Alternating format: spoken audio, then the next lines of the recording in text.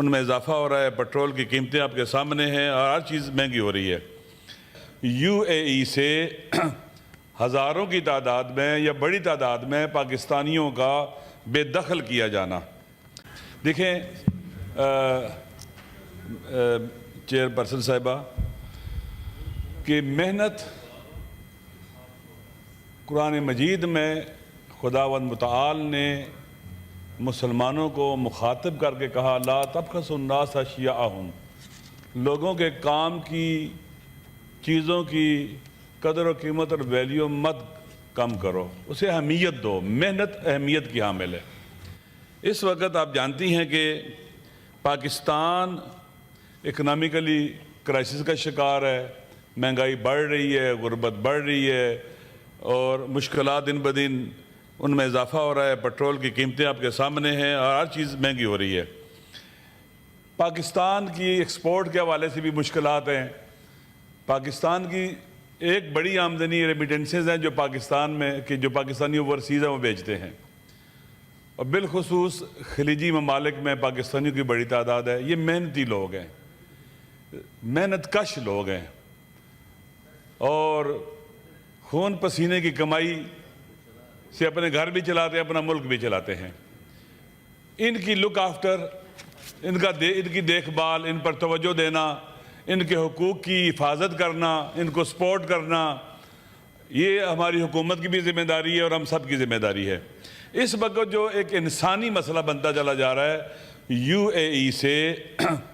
ہزاروں کی تعداد میں یا بڑی تعداد میں پاکستانیوں کا بے دخل کیا جانا۔ جو میرے پاس معلومات ہے، جنہوں نے میرے ساتھ رابطہ کیا ہے، تقریباً 2000 کے قریب، پونے 2000 کے قریب لوگ ہیں جن کے میرے پاس پاسپورٹ نمبر بھی ہیں، سب کچھ بھی ہے۔ ان کے اربوں روپے وہاں رہ گئے ہیں، ان کی سرمایہ پیسہ تھا، کاروبار تھا، رہ گیا وہاں پر، اور ان کو جب وہاں سے بے دخل کیا گیا ہے، بعض اوقات قانونی جو ضابطے ہیں وہ بھی پورے نہیں کیے گئے۔ پہلی تو توہین کی گئی ہے، گرفتار کیا جاتا ہے، پھر وہاں پر جس طرح سے ان کے رکھا جاتا ہے، تفتیش کی جاتی ہے، وہ بھی غیر انسانی ہے۔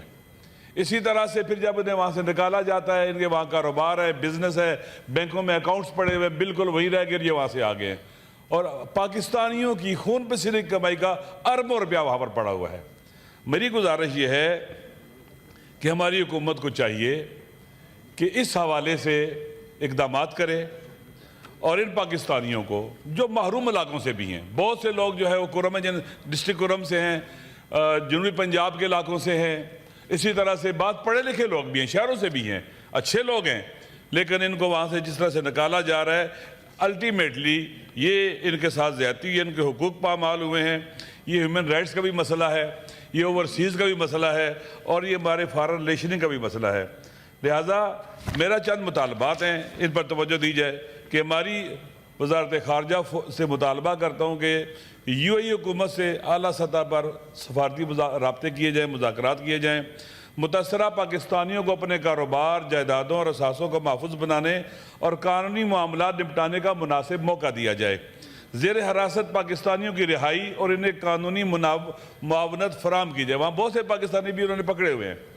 مزید بے دخلیوں کی روک تھام کے لیے مؤثر حکمت عملی اختیار کی جائے، متاثرہ خاندانوں کے لیے خصوصی معاونت اور قانونی امدادی سیل قائم کیا جائے، اس معاملے پر ایوان کو اعتماد بھی لیا جائے اور مستقل سفارتی رابطہ کاری کو یقینی بنایا جائے۔ چیئر پرسن صاحبہ، یہ پاکستانی سارے شہری ہیں اور ہم سب کی ذمہ داری ہے، ریاست کی آئینی، اخلاقی اور قومی ذمہ داری ہے کہ وہ ان کے تحفظ، ان کی عزت، ان کے روزگار اور ان کے بنیادی حقوق کی پاسداری کرے۔ یہ قومی اسمبلی کے اندر بھی ایک جمع کرایا گیا ہے، ایک رپورٹ جمع کرائی گئی ہے۔ گزشتہ 5 سال میں گلف کنٹری سے 1,64,000 پاکستانیوں کو ڈپورٹ کیا گیا ہے۔ یہ بہت بڑی تعداد ہے اور یہ آفیشلی جمع کرایا گیا، میرے پاس یہ پیپر ہے۔ لہٰذا میری گزارش یہ ہے کہ اس حوالے سے اہمیت دی جائے۔ دیکھیں، پاکستانی باہر جتنے بھی ہیں وہ ہمارے لیے بہت اہمیت کے حامل ہے، ہر لحاظ سے ان کی کمائی حقیقت میں خون کی طرح پاکستان کی اقتصادی بدن میں کی رگوں میں دوڑتی ہے، اور اس کو توجہ نہ دینا اور خدا نہ خواستہ اور اسی طرح سے سلسلے کو آگے بڑھتے رہنے دینے سے نقصانات ہو رہے ہیں، اور آپ کے توسط سے حکومت کی توجہ چاہتے ہیں کہ مہنگائی کے اس دور میں، غربت کے اس دور میں کتنے گھر جو ہے وہ اس وقت بے روزگار ہو جائے، غربت کی طرف چلے جائیں گے، ہزاروں لوگ وہاں سے آ رہے ہیں، اور اس کا نقصان پاکستان کو ہوگا، ہم سب کو ہوگا۔ اس لیے ہم سب کی ذمہ داری ہے کہ اس مسئلے کو حل کرنے کے لیے مناسب اقدامات کیے جائیں۔